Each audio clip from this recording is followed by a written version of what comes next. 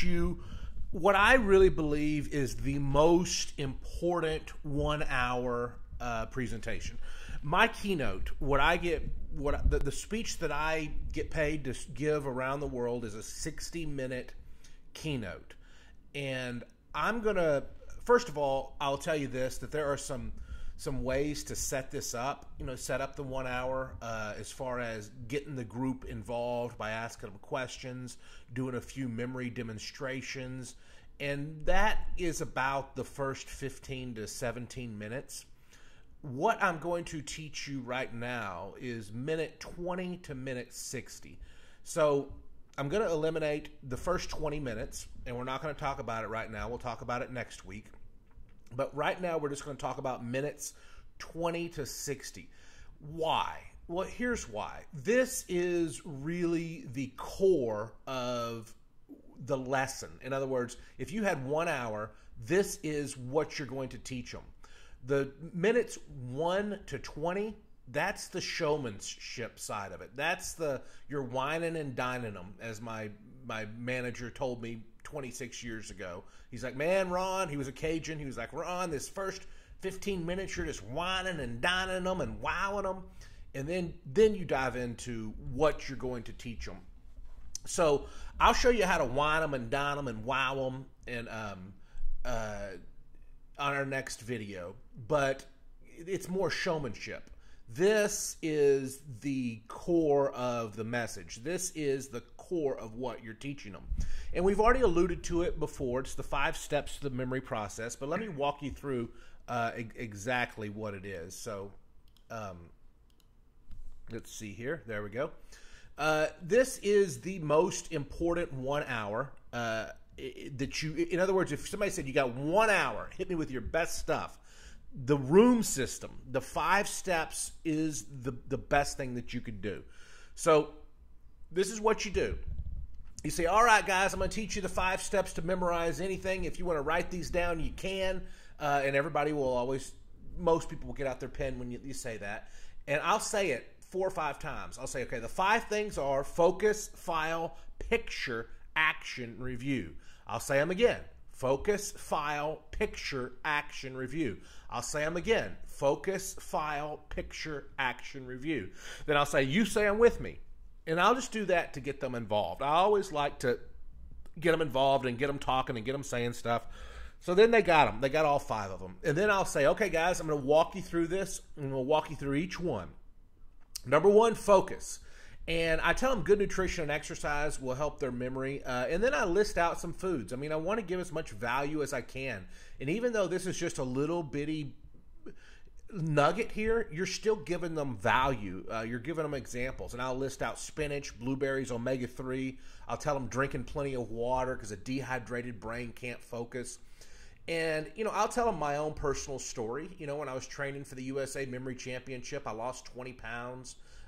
You might tell your personal story. You might say, hey, I notice when I don't drink much water, I can't focus. Or, if I have a big speech the night before, I'm not going to drink a lot of vodka, or I'm not going to take a lot of sleeping pills like Tylenol PM, or, something that's going to make me drowsy, NyQuil, something that'll make me drowsy the next day. So you want to just reinforce good nutrition and exercise, but then you also want to tell them, look, guys, good nutrition and exercise will make an impact on your memory. And here's why. If your body's healthy, your brain's healthy. If you got good blood flow, and your good circulation, that's going to be more blood flow to your brain, more oxygen to your brain. So your brain's going to be more alert and attentive. But I do reinforce this. I tell them,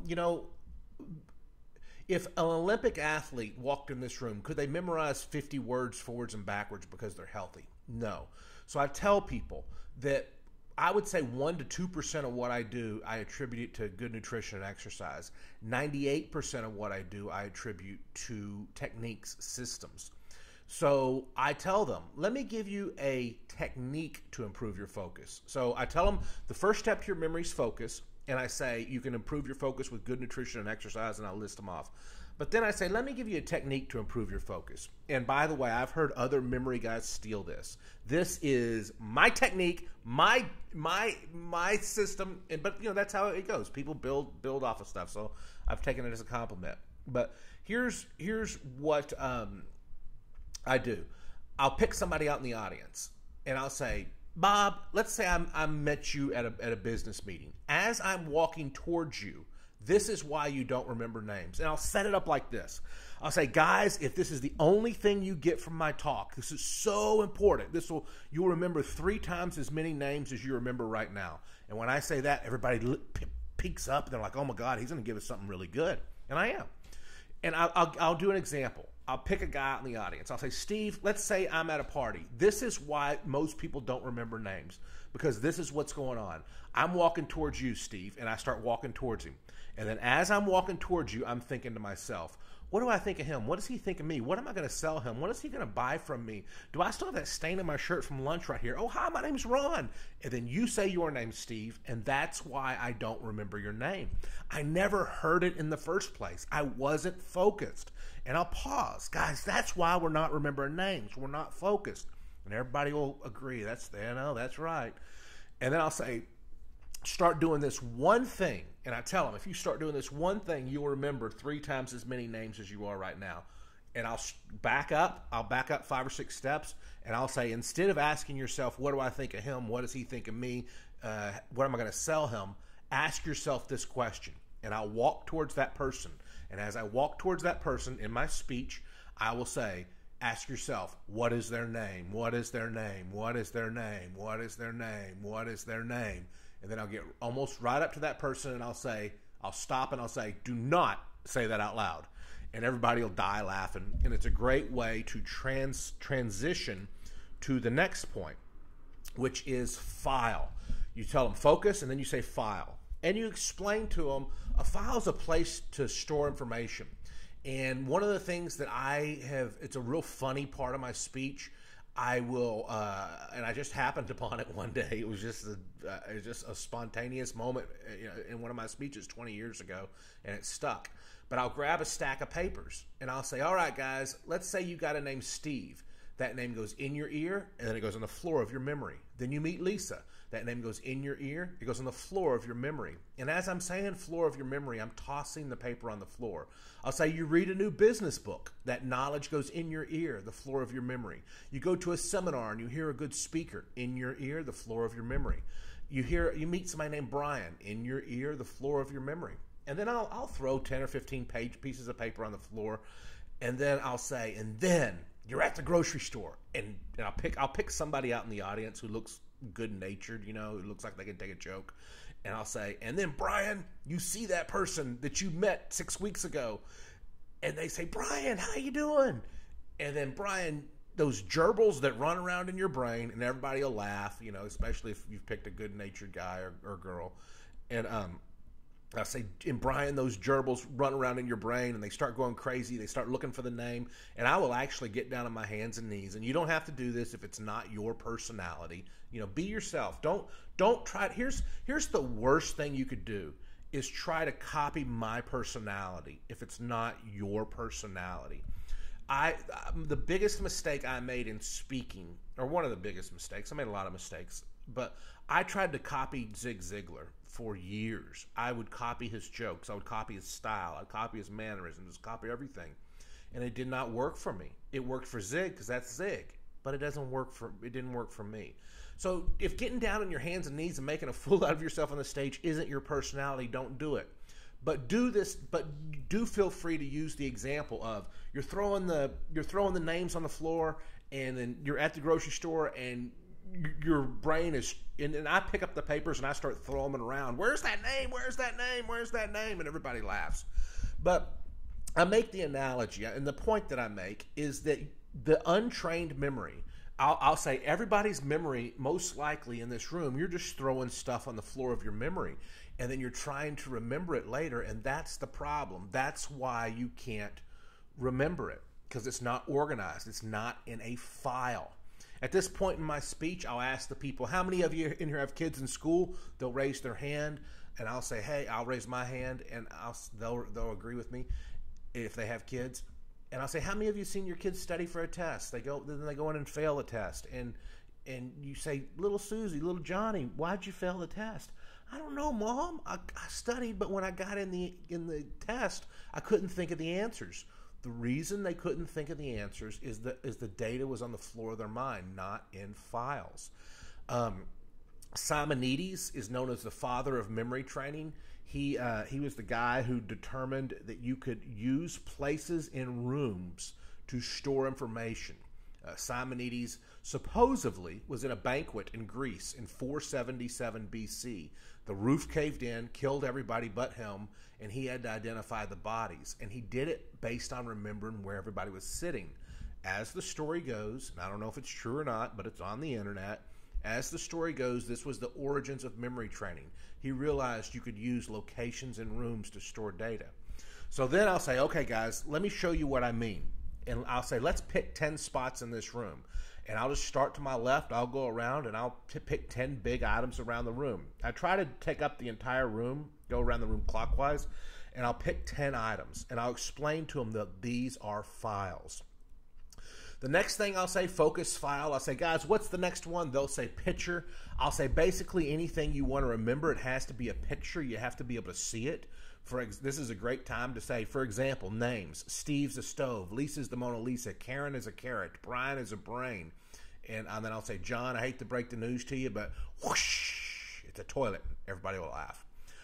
Or I'll give them images for numbers. I'll say my picture for 3 is a pyramid because it has 3 sides like a triangle.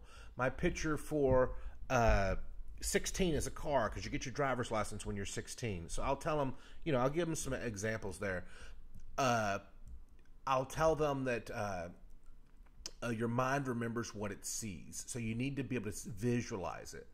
Action, I'll tell them that this is what really makes the images strong in your memory. I'll say, who in here has been in a car accident? And I'll say, who in here was 20 years ago? So some of the hands will go down, some will stay up. I'll pick somebody who had a car accident 20 years ago. And I'll just say, was it day or night time? They'll say day. I said, who was driving? You or somebody else? They'll say me. I'll say, do you remember what area of town it was in? Where about in the city? They'll say, yes, I do. I'll say, how did it happen? Well, they'll say, well, this guy rear-ended me. I'll say, how many years ago is this? They'll say, about. And they'll say, 24 years ago. I'll say, can you tell me everywhere you drove last week? And I'll shake my head, nod to kind of hint to them that I want them to say no, or because really they can't, not that rapidly. And they'll be like, no, I really can't. And I'll say, you can remember 24 years ago crystal clear, but you can't remember last week. Why? Action and emotion cement something into your long-term memory, like a car accident. I'll say, who knows where you were on September 11th? Everybody's hand goes up. Who knows where you were October 25th of that year? Nobody's hands go up. Action and emotion will cement something into your memory. So you got to reinforce to them that the action needs to be strong. And then review. This is really important, and a lot of people miss this. They miss the significance of review. The significance of review is if you don't review and you memorize something with this system, you're not going to put it in your long-term memory. If you review, it will go into your long-term memory. So I encourage people to review it that night, the next day, a few days later, and a week later at a minimum. Give them a memory test, 10 words, and don't tell them, guys, we're gonna memorize a list of words together. And don't write them down. Tell them, do not write them down. Instead, let's visualize them around this room. And tell them the first word's money, and imagine money coming out of that first piece. In other words, you're going to place these 10 words around the room that you're in. If the first, let's say our file, we've all picked it up in the room, is maybe a podium at the front of the room. That's our number 1 file. I'll say, guys, imagine money flying out of here and it's shooting out. Don't just imagine money sitting on this podium. It has to be action and emotion, flying out, going crazy. Maybe the number 2 spot in the room we've predetermined is a window or whatever it is. Say, look over there. What kind of clock do y'all want to see? And they'll say, oh, somebody will say alarm clock. Somebody will say grandfather clock. I'll be, oh, that's great, a grandfather clock. Let's make a cuckoo bird coming out. The next piece of furniture. whatever it is. Let's imagine a phone over there, and then I'll say somebody really important's calling. Who do y'all want calling? They'll say, oh, the president or whatever. But I'm just trying to get them to, instead of just looking over there and saying phone, I'm trying to get them to create a story and see it vividly. Plant. I'll say, oh, look over there on number 4, the plant. I want you to imagine the plant's growing and it's going crazy and the vines are coming and circling around everybody. Number 5, reward. And I'll pick somebody who looks real good-natured and a good sport. I'll say, we got a wanted poster back there. Wanted, dead or alive. Steve, it's your face. How much money we hunting you down for? What's the reward if we catch you? And, he'll say, oh, $1 million. And I'll be like, all right, there's no self-esteem problem here. And then we'll see a reward. And I'll say, keyword there's reward, guys. See Steve's face with reward written over it. Goalpost, I'll tell them all to look over there and imagine a football going through a goalpost. On the next one, we'll guys, let's see an efficiency apartment over there. You're putting stuff in the microwave, the stove, and kind of act it out a little bit. Organizer, I'll say, imagine we got our organizer over there on number 8, and we're tearing the pages up, or I'm burning it up. I might even walk over there and throw some papers on that file just to get it real strong. The next one, I'll imagine, try to just in real vivid detail, human brain on that one. And then the last one, I'll ask them what their favorite sports team is, and we'll all imagine it up at the front of the room. Then, if we have time, I'll say, okay, pause. Everybody write them down, see how many you get. If we're kind of pressed on time, I'll say, okay, guys, just pause, look around the room, and see how many of them you can remember. Then I will tell them, guys, what we just did is how many of you... I'll tell them what we just did was we memorized a speech. How many of you in here ever have to give speeches or presentations? That you raise your hand. I just showed you how to give a speech or a presentation, guys, and not use any notes. This is such a powerful skill. It's so powerful. For example, you want to give a speech on how to make more money. And then the light bulb starts clicking in their head. Oh, wow. Those words he just gave us were points to a speech. He just taught us how to give speeches without notes. And then I will kind of give an abbreviated fake speech. I'll say, let me show you what I mean. Let's say that the night before you write out what you want to talk about, how to make money, how to manage time, good communication skills, educational growth, reward your team. And then I'll say, and I might actually write these out on a flip chart up at the front of the room. And then I'll say, all right, now what do? You turn each one of these into a picture and you place it around your house. And then I'll give the fake speech. I'll say, guys, hi, my name's Ron, and I want to talk to you today about how to make more money. The first key to making more money is managing our time effectively. We all want to be really good time managers. Not only that, we need to have good communication skills. And as I'm giving my fake speech here, I'm pointing around the room and showing them I'm using these points. We want to continue to educational growth, read books, go to seminars, continue to learn. I'll point to number 5. I'll say we want to reward your team whenever they hit their goals. One of their goals might be to become more efficient, become better organized. You want to work smarter, not just harder, and you want to work together as a team. And then I'll say that is how you give a speech or a presentation and not use any notes. And if they applaud, they're like, wow, that's awesome, great. But if they're not getting it, make sure they get it because this is big. I mean, go, okay, guys, look, I want to make sure you really understand this. I'm going to show this, what I just showed you will change the way you give speeches from now on for the rest of your life. This is so powerful. And then tell them, hey, your kids can use this in school too. As a matter of fact, if you're speaking to students, just change up the 10 words here. Maybe change up instead of money on number 1, put an apple on number 1 for an A. How to get an A in school. And really, a lot of these you could use for.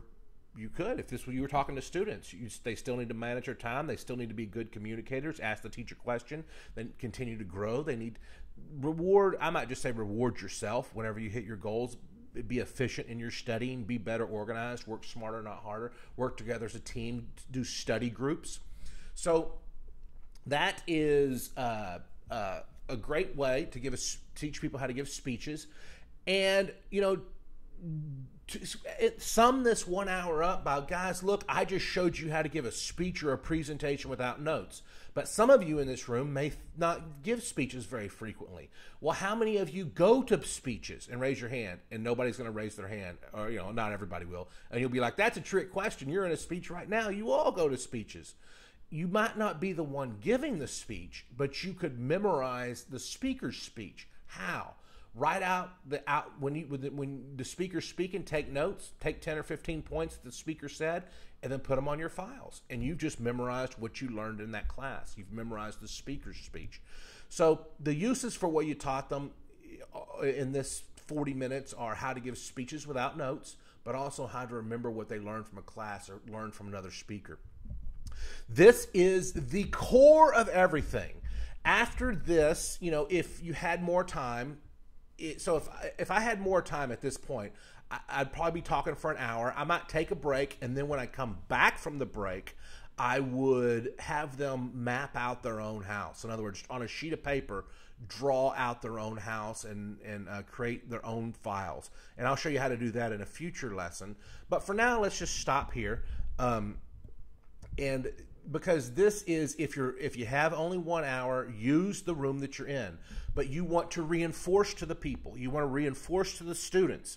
Guys, look, we're using this room that we're in right now because it's easy and it's quick and we can all make sense of this. But ideally, you don't want to go to a hotel or a new office or whatever and use that room. You want to have predetermined files in the house that you live in. This is just an example. You don't normally use the room that you're actually in or the room that you're actually giving the speech in, unless it's a room that you work in or you're familiar with it or it's at your office or something. But that's it, and this is a powerful, powerful, powerful, powerful, powerful 1 hour workshop. This is minutes 40 to 60. I will teach you minute 1 to 20 in another video, the whining and dining showmanship. This is just the nuts and the bolts of it. Okay, cool.